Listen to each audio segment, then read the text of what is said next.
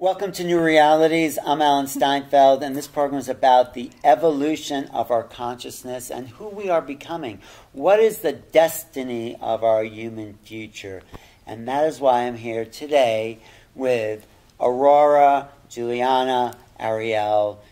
She is a pioneering doctor and healer in the fields of psychology, neuroscience, and health, and we're going to be talking about our future and the program she helps develop to awaken those potentials. Would you say that's what you are? Yes, a positive planetary change in motion. No, that's your life's work, is Yes. to bring positive planetary Yes, change. And you, when a conversation with you, you've glimpsed the future.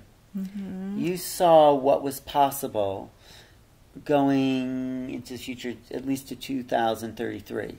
Yes. And I want to know what you saw, because it's a so potential. exciting. Yeah, Yes. so exciting. I have had an opening and frequented higher realms of light, and working with a dear friend, hypnotherapist, Bernadette Jean-Marie, we've developed a lot of different protocols and things to bring through her transformational hypnosis, and one of them is getting into the future and seeing how our future is looking. And I've been really excited to do that because of all the inner work and the planetary healings going on through that work. I've been wanting to see, well, what's different now? And about once a year I've gone into more of a personal future. Is this a possible future, or, I mean, is it a timeline that we could take, or is it a timeline you feel is pretty much going to happen? Everything is constantly changing, you know, and recoding, recreating the future per what we're all doing. What's the patterns playing out, what's in our psyche, how we're acting, what our consciousness is. So I would say when I've gone into the future, it was that highest probability at that time. That was the probability at that time. So it's really exciting. And so what happened for me is in 2012, so many really great teachers and people were bringing out a dire report for humanity of what was going to take I in. never believed the 2012 disaster story. Yet, it's always hard to know when you have very credible people bringing things forward. I didn't think they were credible. Did you? Come on. Well, I am not here to say anything like that. But you saw something else. Well, I wanted to find out the truth. Now, I've spoken about this forever. I write about it in my Earth 2012 to 33 series, book series. I'm constantly speaking about this because I see it. I see it in motion. And I started becoming aware of it in my teens when I was awakened, and what we're doing here, who we are. And I got to go on a hypnosis journey when I was 19, and that gave me a really amazing visit of right before this life and us preparing to come in to do this mission. And so I have been aware through all these years that we're shifting the field through our consciousness, and by this great transfiguration we're undergoing, we're moving the molecules of Earth existence into a new era of freedom, enlightenment, and peace. And we're under a kind of a mass ascension process where we are ascending into the higher aspects of ourself. I wouldn't say we're ascending to now we get to go home to heaven because now we're redeemed. I see it more like we are immortal and free, illumined beings who came to Earth, took all this on to transmute it for humanity, and part of that process is an ascension process, bringing us into who we truly are more and more, and then being vessels of a greater light and all the blessings for humanity. So by 2012, everything was hitting the fan. People were, you know, a lot of people, and I feel it. I feel it in the psyche of humanity and people watching the news and how they were feeling like, oh my God, you know, the earth is falling apart, bad things are going to be happening, this is the end. And then other people having a midpoint view on it, and few people seeing the glory that I see, that I've been shown, that I saw that. That's why I love you, because you and I are in sync. Right, because our future is on the rise. We are in the best, even though there's wars and suffering, humanity, I think, is at its highest point ever. We're connected as a planetary consciousness through the internet, And this is the time of our flowering, our awakening. And that's why I'm happy you're on the show talking about that awakening. Because I can see it. I've seen it my whole life. I was awakened in my teens to both pathways, the dire potentials that were soon to be visited on Earth, then all of us, who I call the violet people, who came to Earth to turn the tide, and then as we're going along, what an amazing job we're doing. So we are the violet people, and we're like holding the higher vibratory of the ultraviolet ray. I would say very violets, because violet is that high vibration that is transmuting. You know, that is that alchemical process of what we're doing. We're transforming the baser aspects of the human consciousness and psyche into the gold of our true natures, and then emerging in that glory through that ascension process, walking on earth as our divine selves. Great. So what did you see as you went into the future? It was so exciting. I was commissioned by a very dear friend in the heavens that many people know, Pallas Athena, who of course was the prevailing divine sponsor of the oracles of Delphi and all of the priestesses in those temples. And so she's one of the spiritual board of directors of the Temple of Sacred Alchemy. It sounds so, you know, it out sounds, of this world. No, it sounds so in this world, like there's an office and executives and sponsors. Is it really like that? What do you mean by divine sponsor? Well, my mission's been divine, has divine sponsorship. I What was does that called, mean? I was awakened by divine ones through visitations. I was brought to the heavens, the divine architects of certain of the projects of the mission I'm doing. I met with, I've been trained in the heavens by those ones that are great cosmic beings and ascended ones and Elohim, archangels I've been in communion with, and they have sponsored the Temple of Sacred Alchemy, and Mother Mary was the first sponsor that stepped forward, and soon after... So they give their energy to these, is that what you mean? They help make it happen through their divine grace, would you say? And yeah, they're partners in planetary transformation with all of us, because what I'm understanding is those who you could call the front-runner souls who've come to Earth at this time, which I call the violets, who are encoded with a vision of a transformed world, who are giving their all to these missions. We came from those realms. Okay. And certain of us stayed behind to administrate and help support from divine realms. So we have divine sponsors, we have ones we're working with, and yet someone needed to come physical en masse, that's why there's millions of us, stand in the earth, take on this encoding that's creating suffering and misery in the earth, heal it from within, but also invoke the healing light so even more cleanup could happen beyond what we could be doing individually or even in groups. Great. So I have many divine sponsors that sit on 33 seats of the Temple of Sacred Alchemy who came in one by one and anointed myself, the temple, spoke to the future, and with their entourages came in to fill those seats. And I've been just a vessel of this greater divine plan my whole life, which has taken all this time to put everything in place to be to bring out all these wonderful offerings to humanity and trainings and teachings and all this knowledge. So then when you went into the future, you did it a few times at 19. I've done it a lot in recent years. So I want to know what you've seen. But I was looking more personally in recent years because I'm curious and I wanted to see, okay, all this inner work I'm doing for myself, my family line, what is my future looking like? And I just, every time I go in the future, it'd be like more refined, less stress, projects coming together more easily, myself more enlightened and happy and all that good stuff.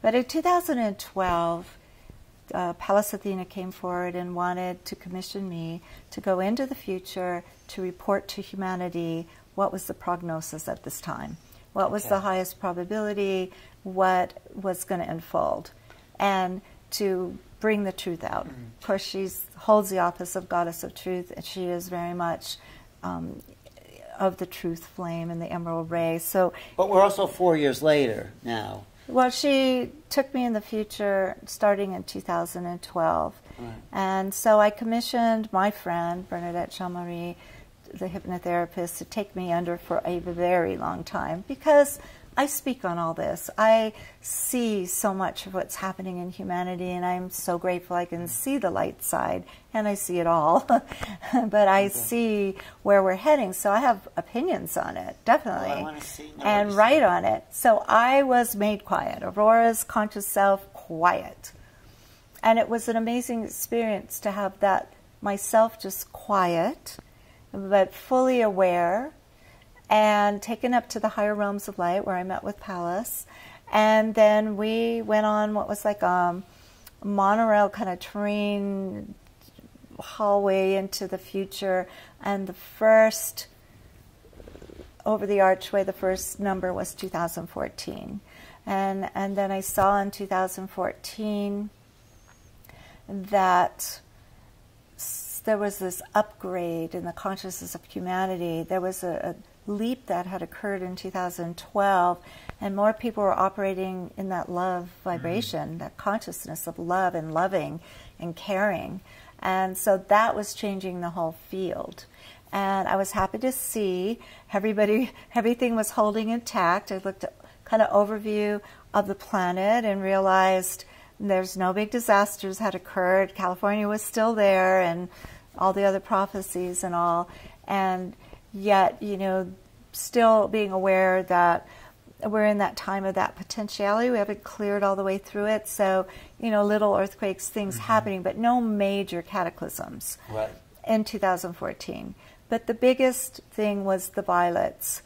Millions of violets raising again through that ascension process into the next level and linked up like an antakarana of light throughout the planet, being on that next level on a new higher consciousness and more love in the field. So if you're watching this, you're probably one of those beings, those violet beings. I would say so if you're interested in this topic and not thinking it's crazy. Okay, well, you know, it's all crazy, but no. What was the next stop on the... We're in a crazy world. What's on the stop of the... Okay. No, I get that, so thank you. Okay, so the next stop was 2020. Okay. So... There wasn't a stop between 2014? No, there wasn't. Okay. There was a lot of looking at the planet and the potentials, and then... And what Palace said in the beginning was that this was the highest probability of the future, given this huge momentum on Earth through the intentions and the encoding of all of us, the violets who had come in to turn the planet into, redial it into a completely different future than what it was hurtling fast to, okay? Right. So we all got born into a time when the planet's fast hurtling to disasters of everything imaginable. Right. And I even list them somewhere in the Earth 2012 to 33 books just to bring it conscious how much we're faced with. And yet we're here to redial it. And she said, because there's such a big momentum on that, with clear intention and people clearing and people rising into their authentic selves, this was the highest probability, not a disaster. By 2012, we had turned the tide so much by 2012. This future I'm telling you about, in which you can all experience in my journey to the future, Earth 2012 to 2033, that experience was what we were set on that course. Now I think we're up-leveling it, and it's continuing to gain momentum, and so we probably even have better futures. The future's always better tomorrow. When we're all here doing this. Right. Now if we hadn't have come, it would have gone through another cycle of disaster and degrading, de-evolution again. But we're on the upward. So in 2020, what did you see? 2020. Okay, so I know a lot of people are interested in California, and it was intact. Good. There was a lot that was intact, and that there was so much more consciousness. And one of the interesting things was that the advancement of humanity was largely coming out of the developing nations, okay? And that... You mean China, India, South America, Africa? America, Europe, the developing nations, not just... The underdeveloped nations. Yes. It was, we were heading the way, which I've seen a lot. Look at how much just has been birthed consciousness out of the cradle of its birth in America, spreading to Europe, and then way back in the day, you'd go to South America, it'd be like 50 years behind. Now it's all catching up globally.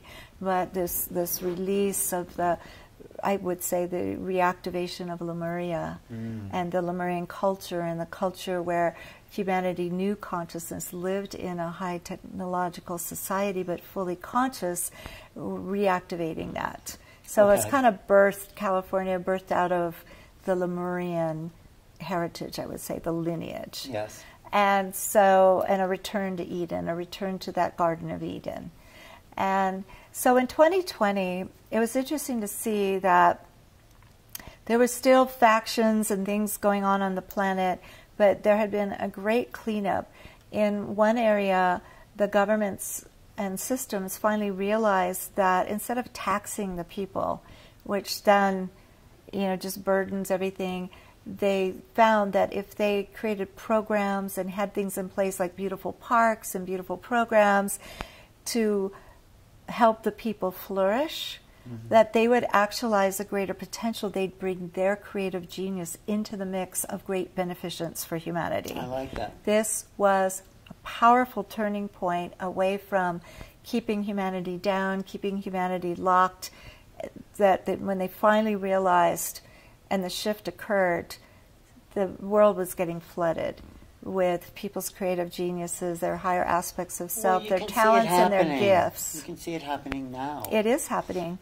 A global renaissance right now. It is. I think with the internet, a lot more free time, people are more creative, and we're sensing more, we're feeling more, we're more connected. So yes, this is happening.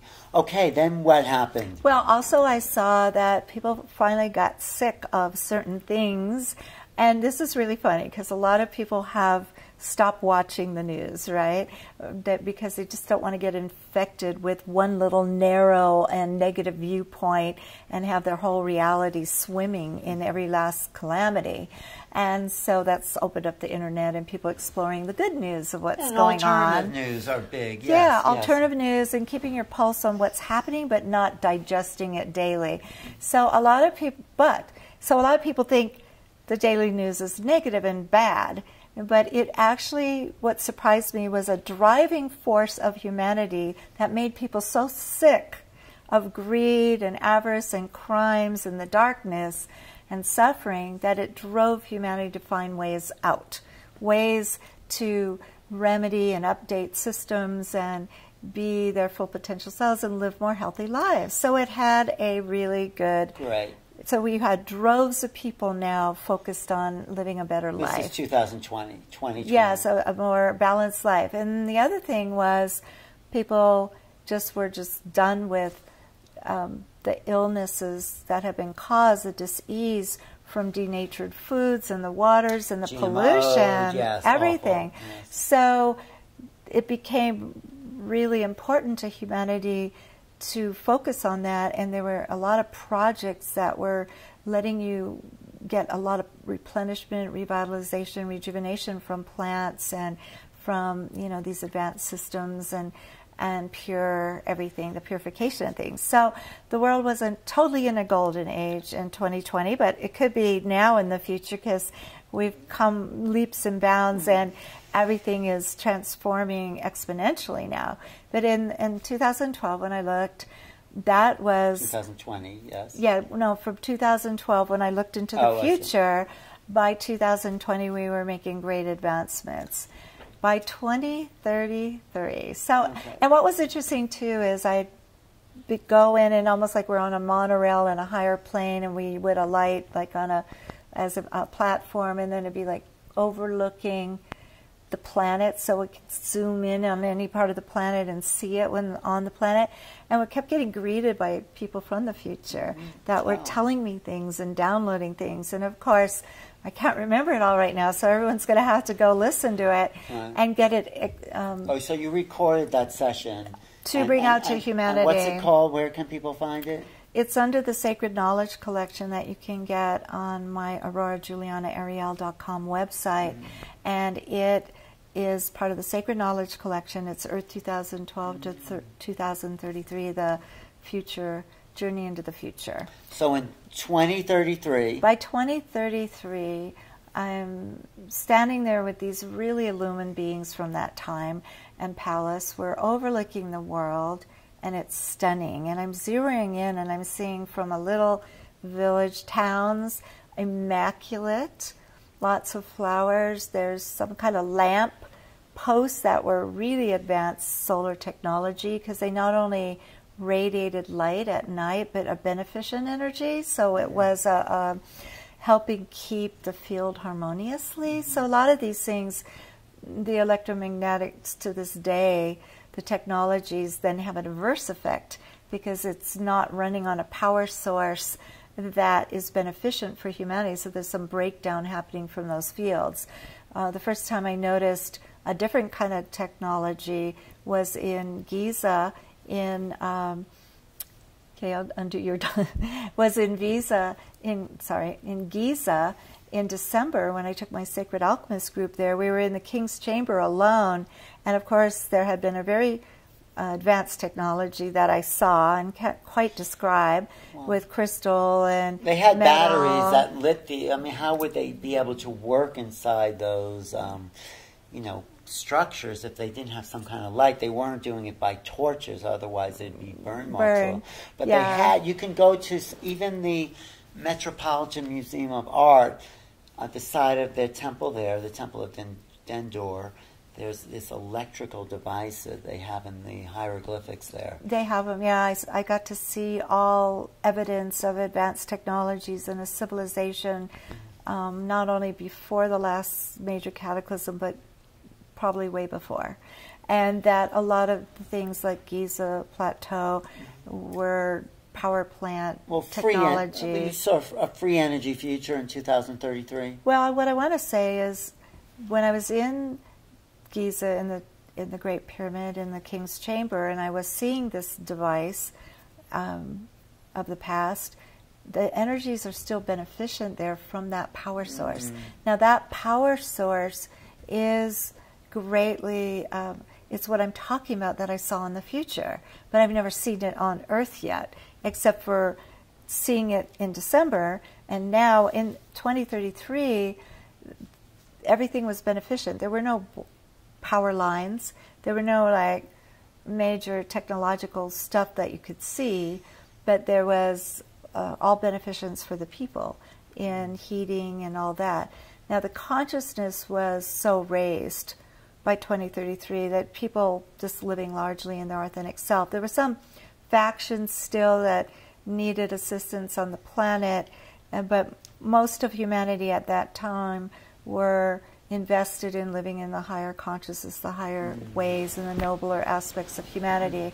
So they were working to remedy the last little factions around in other countries and things. But for America and for the developing nations and much of the world, in 2033, there was such great beneficence, no illness, no power lines, free energy, abundance for everybody.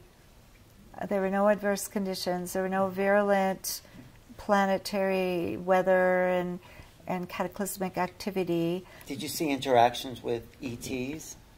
No, not on my journey. Okay, what were you going to say just then? What else? No. No, I was just looking in different areas and seeing the change. But there were everything... It was an advanced technological society without evidence of it. And how did the people seem when you looked at the people? Amazingly conscious in their authentic selves, loving, beneficent. It's exciting. There's learning, there's growth, there's advancement. The whole planetary transformation that we came to do, just so much sense of victory at that point. And at the end, towards the end, seeing all this, I had tears just pouring from my eyes in joy of all that we had accomplished. And I got to see, connect into all of us on the planet that had manifested that future and that victory. And what a great job we're all doing. And literally weights fell off my shoulders. And this driving thing in me quit. That was like, always feeling like there's so much to do, so much to clean up, that kept me driven and more stressed out than necessary at times, which then I'd be trying to transform. But I just really relaxed into seeing what we accomplished, and that all of us are doing our piece, so not one of us has to wear out. But also what kept coming through the whole journey was that the key, the alchemical key to this future is not the projects we create and implement, it's the shift in consciousness of healing the shadow aspects and living in our authentic selves most of the time. And then it all outpictures. So would you say that's what we can do now in order to bring that future about, is look at the shadows aspects of ourselves, pull it out into the light, and transform our destiny and our fate and clear the lineage? It's essential, because that's where all the darkness that we see on the planet is coming out of. We might want to think, oh, it's them and they're ruining the planet and doing this to humanity. No, it's humanity doing it to humanity from this encoding of the need to suffer, the whole ideology that's very ingrained in the psyche of humanity of redemption through suffering and refining ourselves and becoming bright like, light like snow, to redeem ourselves from the sinners we are, all this misconceptions, and then the need to suffer, to remedy. It's not essential to suffer to be redeemed. Redemption, really, truly, in its highest sense, is redeeming or transforming the baser aspects of self, living in those realities, creating them from in our psyches, into the gold of our true nature. Well, then what is possible after 2033? What do you get now? Well, I'm not in the future right now, but I would love to go see, and actually I'm going to be doing a journey soon, and we're gonna have that out for humanity as part of the Sacred Knowledge Collection, as well as I've just done a journey to the higher realms of light, and another journey into the Crystal Kingdom, and another journey into elemental kingdoms. And so that's going to be coming out soon. And then the next one will be a journey into the future, to give an update from this point in time onward. And I should be able to see what has changed just in those 4 years. Because the future keeps changing. We're altering it, everything that we do. So if we all stopped today and just decided, oh, we'll just live in our shadow selves, it would degrade into a pretty nightmarish future.